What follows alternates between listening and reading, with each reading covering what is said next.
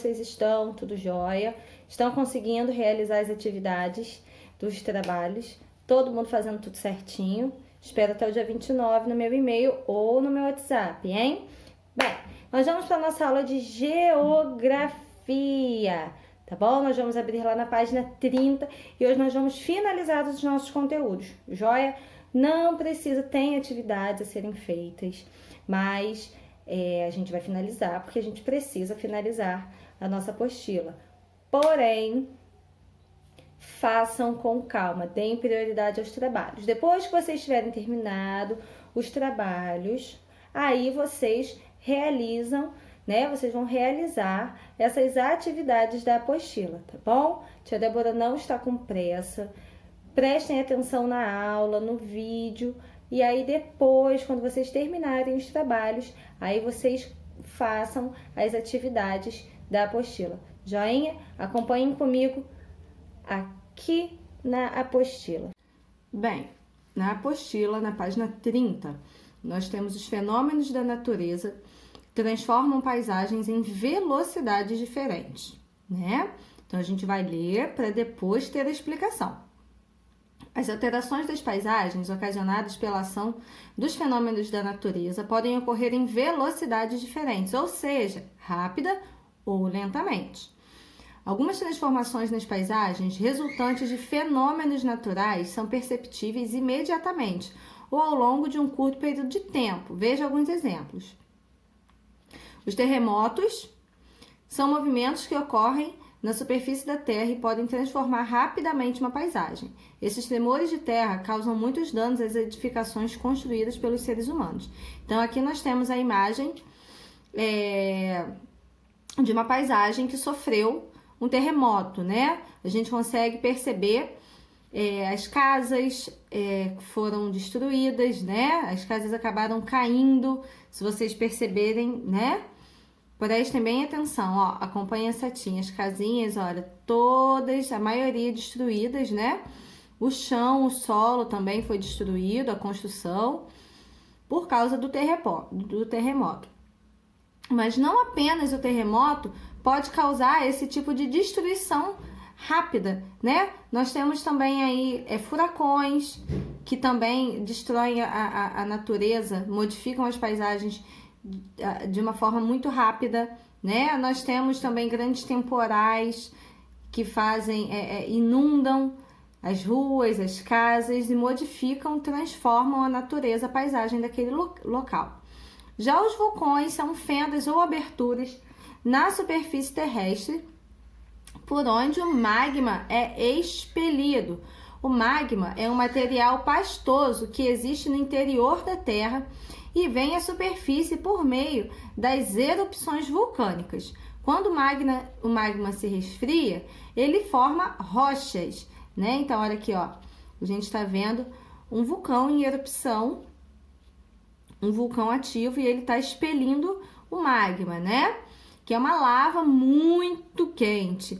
E aí depois, essa lava, quando resfriada, depois de muito tempo, quando resfriada, ela se torna rocha, se torna pedra, tá bom?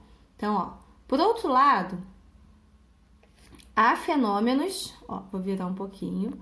Por outro lado, há fenômenos naturais que transformam as paisagens lentamente, de modo quase imperceptível, ou seja, a gente nem consegue perceber, porque demora muito tempo para acontecer, né? Por exemplo, a ação do vento, a ação da água, né? Por exemplo, aquela água do mar que fica batendo na pedra, ela, depois de muitos e muitos anos, que aquela pedra, ela vai criando uma outra forma, né? Então, vamos ver aqui, ó. Por outro lado, há fenômenos naturais que transformam as paisagens lentamente, de modo quase imperceptível para nós, seres humanos. Observe os exemplos. A ação do vento na modificação do relevo pode levar milhões de anos para ser percebida. Essa transformação ocorre quando formações rochosas são esculpidas pelo movimento do ar que, ao transportar sedimentos de um lugar para outro, promove o desgaste do relevo. Então, aqui nós temos rochas, estão vendo? Ó, acompanha a setinha, que com o passar dos milhares e milhares de anos foram se modificando através da ação do vento, né? O vento ele vai levando areia, ele vai levando poeira, e aí essa areia e essa poeira vão colando, vão grudando nas rochas, e aí elas vão tomando um outro formato, tá bom? Ó, formação rochosa esculpida pela ação do vento. No caso dos cânions, a força das águas de um rio leva milhares de anos para retirar sedimentos e escavar a rocha, formando vales profundos. Então, galera, se vocês conseguirem ver aqui, ó, aqui é no cânion do Rio São Francisco.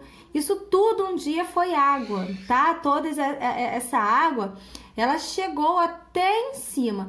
E aí, com os milhares e milhares de anos, essas rochas, elas foram esculpidas pela água, né? Pela ação da água. Elas não eram bem assim, provavelmente elas deveriam ser rochas lisas. E aí, a água foi passando e foi fazendo elas ficarem com esse formato, tá bom? Aqui nós temos um desafio. Observe novamente as paisagens desta e da página anterior. Quais os agentes que modificam as paisagens e qual a velocidade eles atuam? Bem, então nós temos a água, né, como agente modificador da paisagem. Nós temos também o vento, a poeira e a areia, né? E elas demoram milhares e milhares de anos para modificar uma paisagem, tá bom? Esses são os fenômenos lentos. Já os fenômenos da natureza que são mais rápidos, tsunamis, furacões, terremotos, enfim, esses já transformam a paisagem de forma quase instantânea, né? Porque acontece e aí ela acaba fazendo essas modificações. Recursos da natureza. O que são os recursos da natureza? São os itens que nós conseguimos retirar da natureza, né? Aqueles recursos que a natureza ela nos proporciona. Recursos da natureza. Como vimos, o ser humano transforma as paisagens dos lugares ao retirar da natureza recursos para fabricar materiais ou produzir algo que supra suas necessidades para viver, né? Então, a gente sabe que o ser humano, ele retira da natureza aquilo que ele precisa para a sua sobrevivência, tá bom?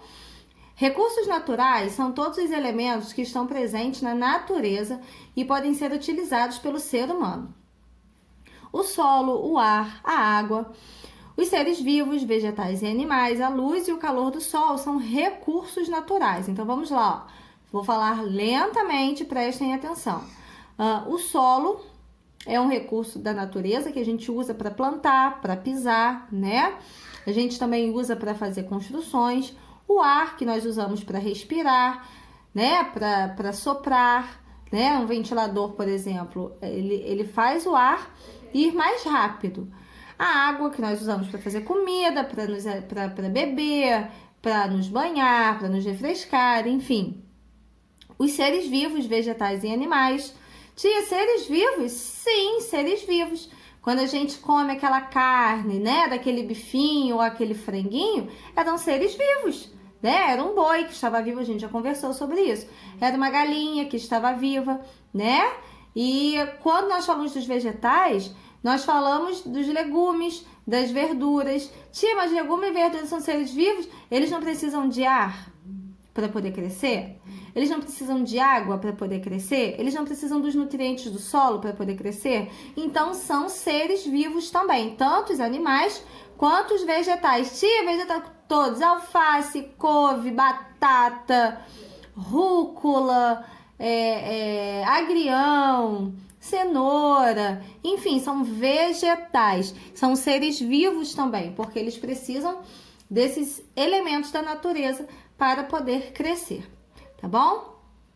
A água, por exemplo, é usada para beber, cozinhar, tomar banho, irrigar plantações, criar peixes. Os rios e os oceanos são utilizados ainda como vias de transporte e para muitas outras finalidades, né? Então, os rios, a água é essencial, gente. Sem água a gente não vive, nós já falamos sobre isso, né? E ela serve não só para a gente beber, olha aqui, ó, para irrigar as plantas, para criar peixe, para a gente cozinhar, tomar banho, beber, se refrescar, enfim. E os rios e os oceanos, eles servem como vias, né, por onde passam os navios, as embarcações, né? Que transportam produtos, que transportam petróleo e que até fazem viagens, né? Os cruzeiros. Então, tudo isso são pelas águas dos rios e dos oceanos, tá bom? Então, ó, aqui a gente tem a imagem de uma irrigação e aqui a gente tem a imagem de um navio cargueiro, né? De um transporte de carga navegando no mar, em alto mar. É no solo que se desenvolvem os vegetais, os quais constituem grande fonte de alimentos para os seres humanos e também para muitos animais. Do solo também são extraídos os minérios que, depois de transformados, são utilizados para a fabricação de objetos que auxiliam na nossa vida, como veículos, utensílios domésticos, móveis, materiais de construção, entre outros. Não só esse tipo de minério, tá, galera? O ferro também, o ouro, né? As pedras preciosas, né? Algumas pedras, todas elas vêm do solo, da mineração. Então, aqui, ó, nós temos um espaço, ó, de área de extração mineral, onde é retirado o minério. Não, tia, mas aqui eu consigo achar ouro? Tia, aqui eu consigo achar prata? Eu consigo achar cobre? Não, não é bem assim que funciona, né? Cada área de mineração, ela tem um tipo de mineral a ser extraído. Pode ser o ferro, o bronze, enfim. Não estão todos no mesmo lugar. Ocorre, sim, de ter um local que tenha algumas pedras preciosas diferentes, mas é difícil, tá bom, galera? Vamos aqui para um outro jogo rápido, ó. Responda as questões em seu caderno, não precisa responder no caderno. O que são os recursos naturais? Os recursos naturais são aqueles que são tirados da terra, né? São tirados da natureza, não só da terra, do ar, a água, o solo, né?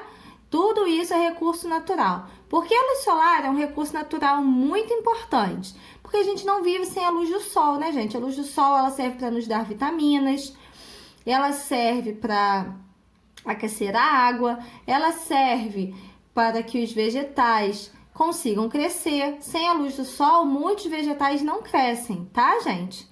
Então, vamos lá. Aqui nós temos a hora da leitura. Eu vou ler com vocês o poema e vocês vão responder. Pescaria. Pescaria. Cesto no chão, rede ao mar. No coração, a esperança de pescar. Olha, joga a rede, assobia. E essa melodia convida os peixes a se aproximar. Calmaria, olhar atento, alegria. Chegou o sustento. Rede cheia, cesto na mão. Com uma canção, agradece ao mar. Volta para casa e não para de trabalhar. Agora pesca palavras para a sua história cantar. Armando Arnaldo de Oliveira. Então, aqui, esse poema, né? Ele está falando sobre o pescador. Porque o pescador, ele depende dos recursos da natureza. Ele depende do mar, ele depende do rio para poder pescar, né? E dali tirar o seu sustento, vender os peixes para poder ganhar seu dinheiro, tá bom? Então, aqui vocês vão responder, ó. O poema cita um recurso natural utilizado para alimentação. Que recurso é esse? Então, vocês vão responder. Eu já falei, hein? Só prestar atenção. E como a gente faz para preservar esses recursos naturais? Vamos lá, ó. Preservação dos recursos naturais. A humanidade tem buscado enfrentar desafios relacionados ao desenvolvimento, o que significa que precisamos encontrar formas de nos desenvolver tecnologicamente e, ao mesmo tempo, preservar os recursos do planeta. Gente, os recursos eles vão acabar. Uma hora acaba, então a gente tem que cuidar. Enquanto fazemos nossa parte como cidadãos conscientes, a tecnologia tem que avançar para produzir meios de transporte menos poluentes, para possibilitar a exploração de forma mais racional das áreas de cultivo e de criação de animais e para desenvolver energias limpas que possam ser utilizadas pela indústria, por exemplo. Dessa forma, é possível usar os recursos naturais sem grande prejuízo à natureza. O que eles quiseram dizer? Que nós devemos não poluir, que nós devemos sim utilizar os recursos da natureza, mas tentar não devastar muito, né? Devastar, utilizar apenas o necessário. E quando ele fala de energias limpas, ele fala de meios que nós podemos utilizar não só para gerar energia, né? de luz elétrica, mas também outros tipos de energia que não poluam o meio ambiente, como, por exemplo, o carro híbrido, né? Aquele carro que depende da energia, da energia elétrica, ou que depende da água, né? Esse tipo de carro, ele polui menos o meio ambiente. Não é a mesma coisa que um carro a diesel, que polui horrores, né? Um carro a gasolina. Tudo isso faz aquela fumacinha subir, lembra? Para a camada de ozônio. E aí gera o efeito estufa, que aí faz a Terra aquecer, faz os polos derreterem, faz o mar avançar, faz o mar invadir, né? Aonde não era para ser invadido. Isso tudo por causa da poluição. Então, ó, nós temos aqui geradores de uma usina eólica. Tia, o que é usina eólica? É aquela usina. Aqui no Brasil, nós usamos a usina hidrelétrica para fornecer energia. Lembra que a gente falou sobre isso? Que é aquela energia que depende da água? Então, já a usina eólica, ela depende do vento, tá? Então, ela não utiliza nenhum recurso que vá destruir o meio ambiente, né? Que vai poluir o meio ambiente. Muito pelo contrário, ela depende do vento. Então, quanto mais se venta, mais energia elétrica ela consegue produzir. Tá bom? É um custo bem mais alto para se ter uma usina eólica, porém ele é muito mais eficiente, muito menos poluente, tá bom? E cuida muito mais da natureza. Ó, a natureza nos oferece quase todos os elementos de que necessitamos para a nossa sobrevivência. Assim, todos devemos desenvolver atitudes voltadas para a preservação da natureza. Em nosso dia a dia, é possível colocar em prática algumas atitudes que podem contribuir para a preservação dos recursos naturais do nosso planeta. Embora a superfície do planeta seja formada em maior parte por água, isso não significa que podemos desperdiçar esse recurso natural. Já falamos várias vezes sobre isso, né, gente? A cada dia precisamos colocar em prática algumas atitudes que podem contribuir para a preservação de água do nosso planeta. Então, ó, economizar na hora do banho, na hora de escovar os dentes, né? A gente já sabe disso tudo. Algumas ações, como as queimadas e a derrubada de árvores sem necessidade, prejudicam a natureza. Por isso, deve haver o reflorestamento com árvores nativas. Então, a gente também já conversou sobre isso, a gente também já falou sobre o desmatamento, a gente também já falou sobre a queimada, né? Que prejudica o meio ambiente, aquela fumaça sobe, polui o meio ambiente, vai para a camada de ozônio, gera efeito estufa, né? Que gera o derretimento das geleiras, enfim, todo aquele processo. Porque não é só falar assim, só eu que estou fazendo. Imagina, várias pessoas pensam assim, só eu que estou fazendo, não tem problema. Mas, na verdade, milhares de pessoas fazem, né? Os carros poluem, as indústrias poluem, as fábricas poluem, os caminhões, os ônibus, as vans, todos eles poluem. Então, imagina isso tudo no mundo inteiro. Então, acaba gerando um desgaste para o planeta. O planeta ele está ficando cansado de ser tão explorado e não ter nada de volta, né? Por isso que o reflorestamento é muito importante, porque ele está dando vida nova ao planeta, né? Está gerando vida para a natureza, tá bom? Então, aqui, ó, a gente tem pessoas, crianças plantando árvores, né? Então, ó, ficou curioso? Projeto sensibiliza a comunidade escolar sobre a importância da preservação. A Escola Estadual João Mateus Barbosa, em Jucimeira, desenvolve um projeto que busca despertar os estudantes e a comunidade escolar para a importância dos cuidados e da preservação do meio ambiente. O pensar e agir antes de poluir contribui para a formação de cidadãos conscientes que vivenciam a sustentabilidade. Sustentabilidade, galera, a gente reutilizar os recursos que nós temos sem ter que tirar da natureza, né? Vamos reciclar, vamos reutilizar para não ter que ser extraído da natureza, porque quanto mais a gente extrai, menos a gente tem e mais o planeta sofre, ok? Aqui nós temos, olha, a transformação da matéria-prima. Além da importância dos recursos naturais para a sociedade, precisamos conhecer de que maneira eles são utilizados pelos seres humanos. Alguns recursos naturais podem ser usados de forma da forma como os encontramos na natureza, como a água e o solo, mas muitos precisam passar por transformações para serem utilizados. Nesse processo, os recursos chamados de matéria-prima passam por diferentes etapas. Observe esses exemplos. Aqui nós temos o trigo. O trigo, ele é colhido na forma bruta dele. Só que o trigo, ele é a matéria-prima. O que é a matéria-prima? É aquele ingrediente principal, né?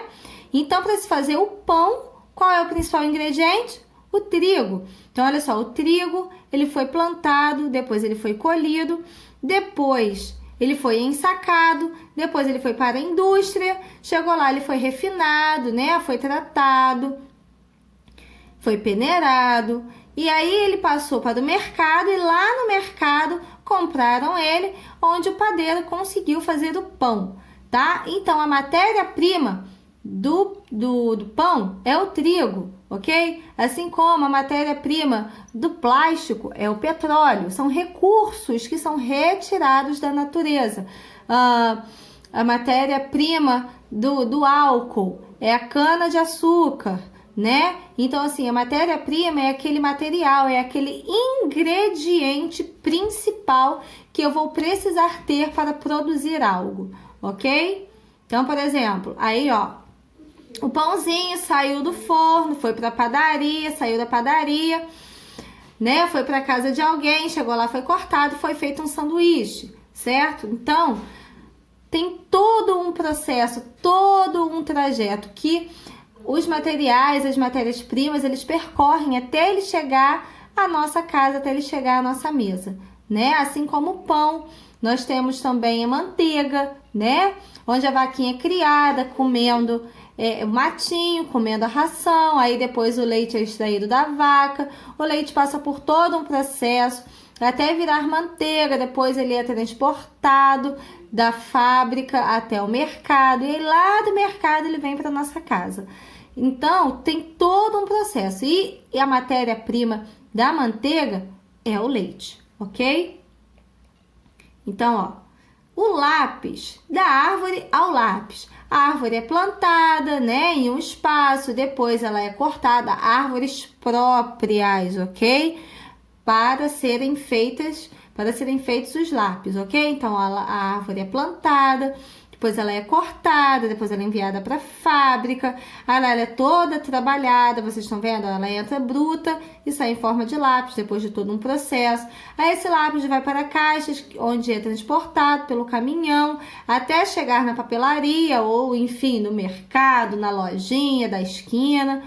E ó, aí daqui, quando a mamãe compra, dá para a criança o lápis já pronto, né? Mas ele teve todo um processo, assim como acontece com o caderno, com os livros, com basicamente tudo o que nós compramos no mercado. Tem todo um processo longo, tá? A gente só faz a parte de ir lá e comprar, mas antes, durante a produção, ele passa por um processo muito extenso.